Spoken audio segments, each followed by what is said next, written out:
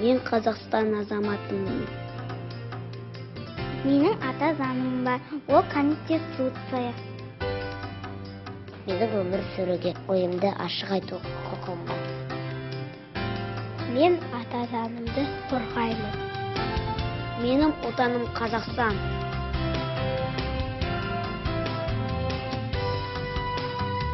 Азат елдің өрендері. Патриотизм, конституция, заң. Мектеп табалдырығын жаңаттаған бүлдіршіндер бұл сөздердің толық мағынасын әлі ашып, ұғына қоймаса керек. Бірақ олар туғаннан еркіндік дегеннің не екенін біледі.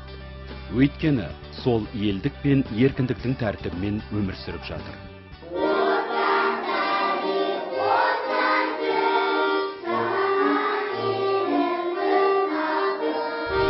Бір қызығы, отан не болмаса азаматтық құқық, конституциялық заң дегеннің мән мағынасы туралы аса ойлана бермейміз. Әйтеуір күнделікті күйбең тірлік. Әр Қазақстан азаматының жұмыс істеп, табыс табуға, діттеген жеріне жүріп тұруына, қалаған дүниесін сатып алуға, баласын қалаған балабақшаға, не мектепке беріп оқытуға мүмкіндігі бар, яғни құқылы. Ал азаматтар құқығының кепілі конституция. Демек, өмір сүруге рұқсат беретін алғы шарттар ата заңда жатыр. Тобырды ел етіп біріктіретін де, халық болып жұмылдыратын да заң. Қоғамның тұрмыс тіршілігінің де көрсеткіші заңның сапалы, тиянақты жүйелі болуына.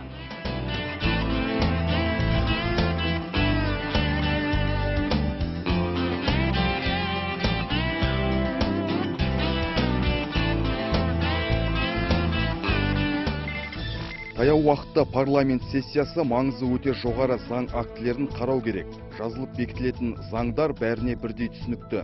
Қазақстандықтардың көңілінен шығатындай, халықтың өмірін жеңіл әрі ыңғайлы ететін, туындаған мәселені кешенді түрде шешетіндей болуы шарт. Бұл талап тәртіпке айналу керек. Заң қоғамдық аспектілерді реттейді. Қоғамға ортақ болғандықтан оның сапалы болуы шарт. Президент Нұрсұлтан Назарбаевтың талабы да осыдан туындайды. Биылға 34 заң жобасын бекіту жоспарланған болатын. Әйтсе де жарты жылда 34-тің 29-ы құзырлы мемлекеттік органдарының алдынан өтіп бекітілді. Осылайша жоспарланған заң жобалардың барлығы уақытылы парламент қабырғасына келеді.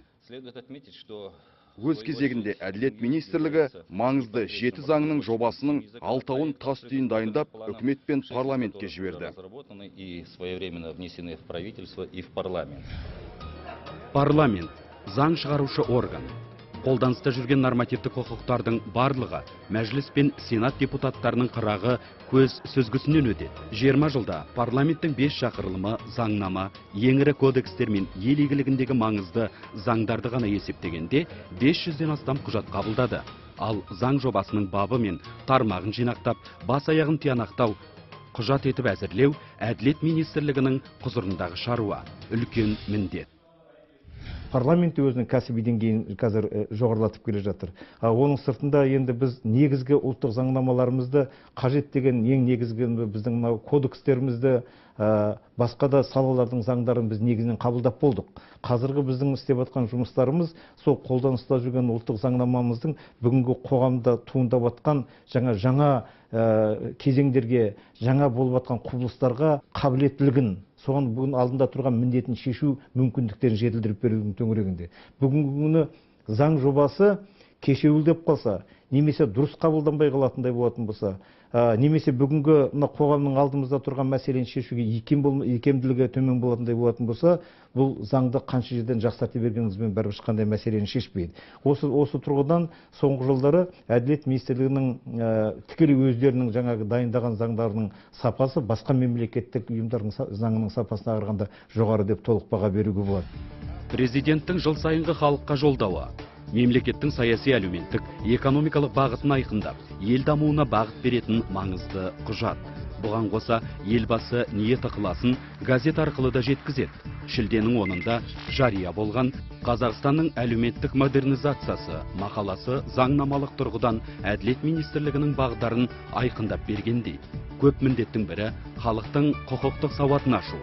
Осы орайда Әділет ведомствосы мемлекеттік кепілдендірілген заңдық көмек туралы заң жобасын дайындады. нормативтік құжат дүйім жұрттың бір қатар түйткілді мәселесін шешетін құжат болмақ. Бүкіл мемлекеттік органдардың міндеттерін ұйымдастыратын заң. Неге десеңіз, әртүрлі мемлекеттің орган, министрліктер әртүрлінің, олар бәрі өз несінің құзыретінде біздің адамдарға, азаматтарға өзінің көмегін көрсетуге тиісті. Бұрын олардың міндеттемелерін бәрін ұйымдастыратын заң жобасы жоқта, сол заң жобада қазір сол жағдай шешіліп отыр. Оның тағы да бір жаңалығы, ол азаматтар қаржылары төмен болса, сол адвокаттар сол ақша үкіметтің ақылы ақшасымен олар көмек көрсетуге тиісті. Сол жөнінде қазіргі кезде заң жүзінде адвокаттар сондай құқық органдардың қудалау жүргізген кезде олардың ақшасын сол тергеуші органдар ғана соларға бөлініп берген. Ол бас прокуратураға, қаржы полицияға, ішкі істер министрлігі, біздің әділет министрлігі әртүрлі органға бөліп берген. Яғни, қазіргі тәртіп бойынша адвокатқа көрсеткен қызмет үшін сыйақыны прокуратура, жоғары сот, не өзге де құзырлы органдар төлейді. Демек, қорғаушы сот отырысында прокурормен тайталасып, айыпталушының тағдырын қорғайды. Одан кейін дәл сол органнан тиесілі сыйақысын алады. Ендігіде бұл ереже түбегейлі өзгермек. Қорғаушыларға сыйақының мөлшерін тек әділет ведомствосы тағайындайды, және оны беретінде әділет органдары. Бүкіл ақшаның әкімшілігі бір ғана болуға тиісті деп заң жобасында біз өзіміздің органдан келтіртіп отырмыз. Адвокаттар тергеушінің алдында олар тәуелсіздей болады деген жағдай болуға тиісті. Бүгінде министрліктің ұйымдастыруымен халыққа заңдық кеңес беру акциясы жүріп жатыр. 14 облыс, 2 бас қала. Әр өңірге мамандар арнайы барып, жұртшылықпен кездесіп, көкейдегі сан алуан сұрақтарға жауап береді. Мұның сыртында Астана мен Алматы қалаларында және облыс орталықтарында құқықтық ақпараттық қызмет телефондары іске қосылды. Оның нөмірі 580058. Ал сәуірден бастап барлық аудан орталықтарының азаматтары үшін 119 телефоны жұмыс істеп тұр.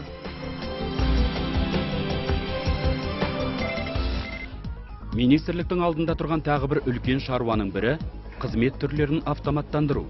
Мәселен, сәуірдің 1-нен бастап министрліктің барлық рұқсат қағазы, лицензиясы, ақпараттық жүйесі арқылы беріліп жатыр. Ал Әділет министрлігінің тіркеу қызметі және құқықтық кеңес беру комитетінің алдында әлеуметтік маңызы жоғары мемлекеттік қызметтің түрлерін электронды жүйеге көшіру мақсаты тұр. Жыл соңына дейін мемлекет ұсынған қызметтің 60%-ын ғаламтор арқылы тұтына аласыз. Яғни алысқа бармай-ақ істің басын қайыруға болады. Бұл шаруа тек Астана мен Алматыда ғана емес, алыс жақын елді мекендерде де жүргізілуде.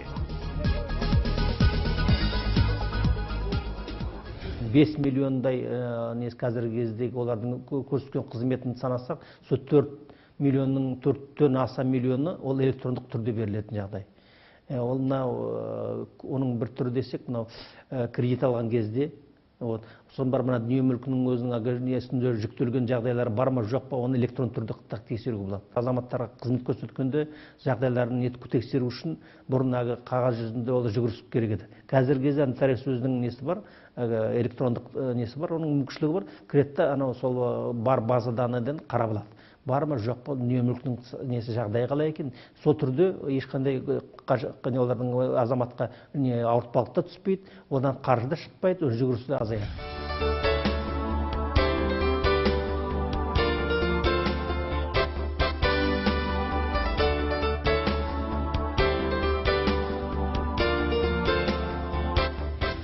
Бүгінде некеге тұру үшін арыз беру жүйесі де электронды форматқа көшірілген. Азамат уақытында, қаржысында үнемдейді. Бұл қоғам игілігіне жасаған үлкен шаруа. Қазір мәселен, АХАЖ бөлімі жұртшылыққа қызметтің 7 түрін көрсетіп отыр. Оның 4-еуі электронды форматта.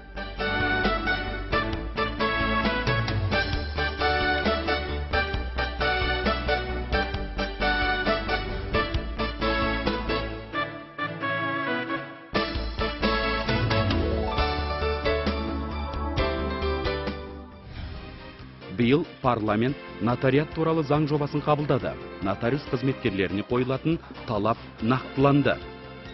Әкімшілік кедергілер алынып тасталды. Ең бастысы, нотариалды кеңсе ашуға ниет білдірген азаматтар үшін міндеттелген алғашқы жарна төлеу талабы жойылды. Министрлік келешекте де нотариус қызметін оңтайландыруды көздейді. Тіркелу, лицензия алу шаруасы бірізге қойылса, сәйкесінше нотариус қызметкері мен көрсетілетін қызметтің де сапасы өседі. Әртүрлі мекенжайда олардың саны конкурс арқылы өтуге тиісті. То есть саны шектеулі. Қазіргі кезде осы шектеулді біз алдық. Олардың қазір нотариустар нарыққа байланысты өздерінің несіне, азаматтардың несіне, көңіліне олар өздері күресуге тиісті. Қанша азаматтар оның несіне сенімді түрде оларға жұмысына жүгінетін болса, солар өздеріне байланысты, олардың құқықтарын, олардың несіне мамандандыруларын олар өздері көтеруге тиісті бір жағынан.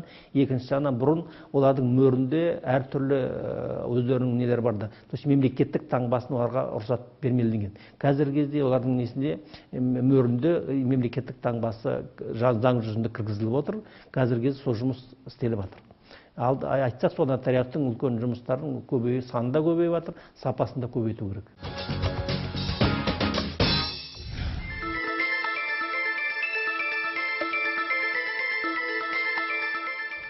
Әділет министрлігінде әлі де түйткілі шешілмеген сала бар. Ол таяуда ғана ведомство құзырына өткен сот орындаушылар қызметі. Олардың әлеуметтік мәселесі бір төбе. Білікті маманның тапшылығы, тиісті ғимараттың аздығы, бұның барлығы аяққа тұсау болып отыр. Оңы мен солын саралай келе, Әділет министрлігі мәселенің шешімін заңнан тапты. Сот орындаушының қызметін реттейтін арнайы заң жобасы әзірленді. Құжатта сот орындаушыларының рөлі мен беделі анық жазылмақ.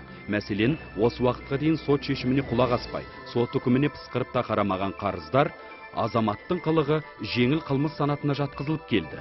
Ендігіде оның дәрежесі ауырлана түспек.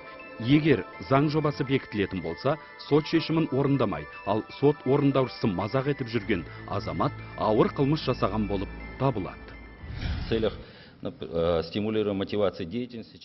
Жеке сот орындаушыларының қызметін ынталандыру мақсатында дифференциалды төлем ставкасы деген ұғым енгізіледі. Сыйақы қарыз соммасы көлемінен шағылады. Яғни борышкерден мемлекеттің қарызын өтеткізіп берген сот орындаушысына 5%-дан 25%-ға дейін сыйақы төленеді. Әрине, сомма көп болған сайын төлем мөлшері де төмен болады. Помощь по обобщению международного опыта. Биыл тұңғыш рет әділет органдары қызметкерлері кәсіби мерекелерін атап өтті. Мемлекет басшысының қаулысымен салтанатты күн қыркүйектің 30-ына бекітілді. Бұл да еңбектің жанғанының бір белгісі болар. Аяқ астынан әртүрлі құбылыстар болып жатқан уақытта экономикалық, саяси мәселенің төңірегінде, мемлекеттік жаңа қабілеттілік, мемлекеттік қорғаныс төңірегінде, қоғамдық қауіпсіздікті қамтамасыз ету мәселесінің төңірегінде аяқ астынан бір талап ететін жағдайлар болып қалуы мүмкін. Сондай кезде де Әділет министрлігі соған икемді заң жобаларын жасап берсін деген жаңағы олардың өздерінің заңдарында талабы. Елбасында олардың алдынан қойылып отырған мәселесінің төңірегіндегі айтылып жүрген мәселе. Ал жалпы енді менің өзімнің заңгер ретінде осы мәжілістің депутаттарының ішінде тікелей сол Әділет министрлігімен заң жобасына, сосын оның бірнеше басқа да комиссияларының мүшелерінде қатысып жүргендегім, мен анда сол сөредегі жұмыс істеп жатқан адамдардың басым көпшілігін жақсы танимын, жас мамандардың өздерін. Сондықтан олардың біліктілігі де, ұйымдастыру мәселесі де, басқасының барлығы бүгін жаңа жетілдірілген. Жұмыс істеуге толық мүмкіндіктер жасалған, сондықтан осы аталып өткен дүниенің барлығы алдағы уақытта біздің енді жақсы жағынан көрініс береді деген үмітіміз бар.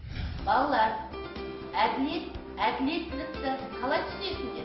Әділ заң еңбек жемісі, бағалар ерлер жеңісін, адамның еркін айқындап, қызмет етер ел үшін. Халықтың ақ тілегі ізгіліктің бастауы, ата заңбыз киелі, еліміздің бастаны. Ата-ана тілегі, адам болып өскенің, адамдықтың тірегі, адал болып өскенің. Адалдық, адамдықтың тірегі, ал әділ заң ел тірегі.